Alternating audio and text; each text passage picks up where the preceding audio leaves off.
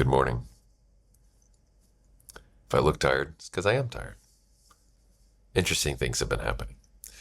While I've been sitting in the hospital for a couple of days, we got moved rooms, and I looked outside and I saw something interesting.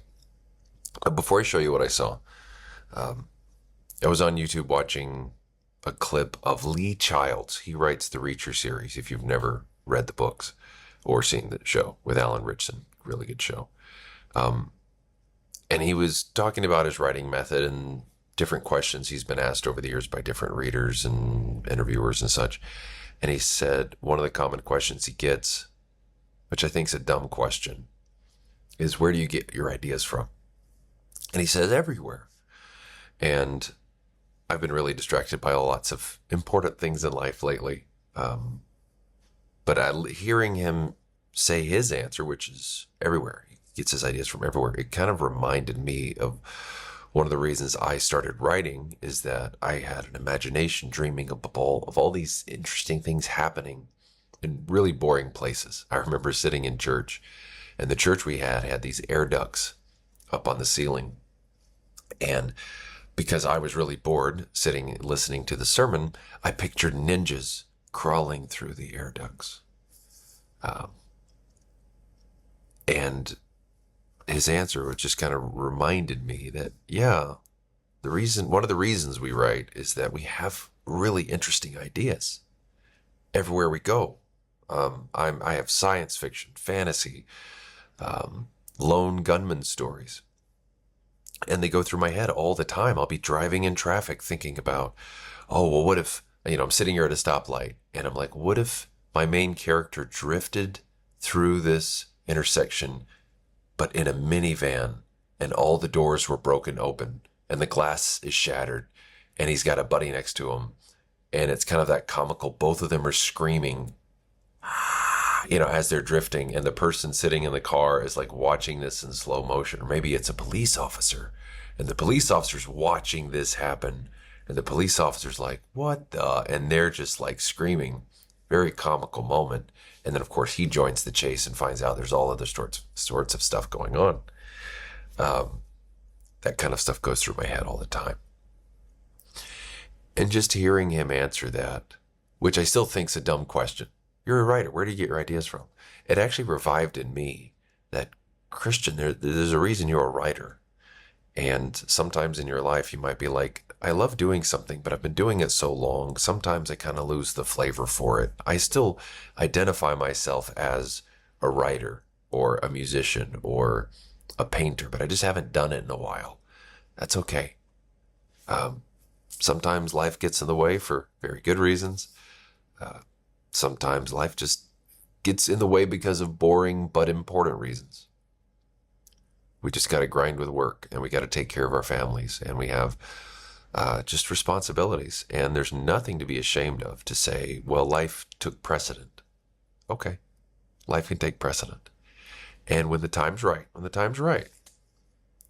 we go back to that passion we loved. So, suppose that was a little of a good message for you before I show you my photo. All right, so let's get to the photo. Look over here. What is that? Can you tell what that is?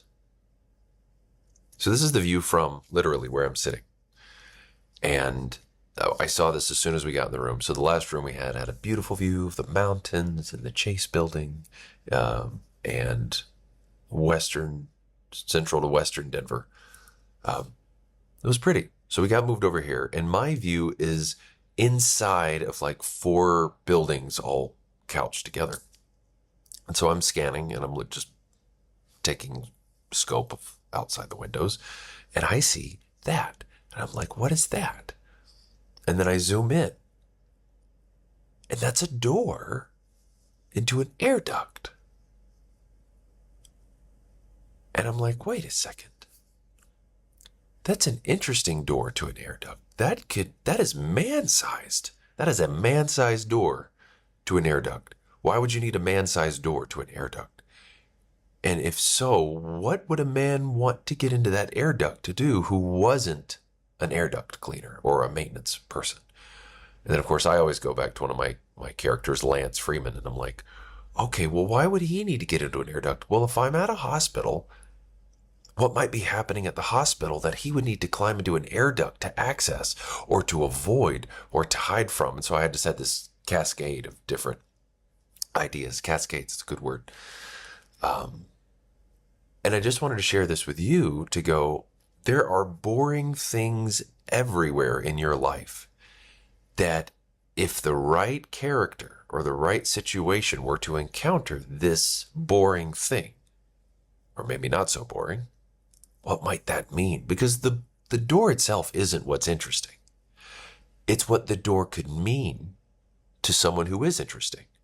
So maybe there's someone in the hospital that my main character is there to protect or is just there to support, but then things start going down because, of course, the character leads an interesting life and interesting things happen to that character. So maybe they would need to use that door to access, well, if it's a central courtyard or kind of a maintenance area like this, because we're on the right floor, because the lower floor is literally like capped off.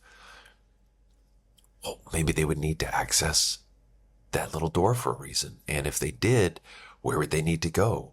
And are they protecting somebody? Are they hunting somebody? Are they running from somebody?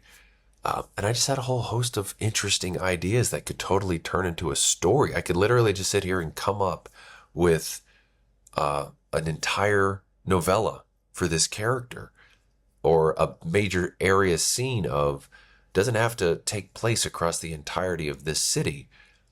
Depending on the size of your book, you may have several scenes that you're running to and from.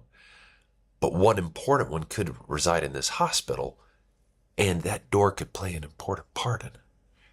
And again, I don't make the story about the door. The door would actually become boring. It would become a tiny piece.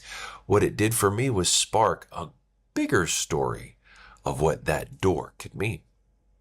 Anyway, just wanted to throw that your way.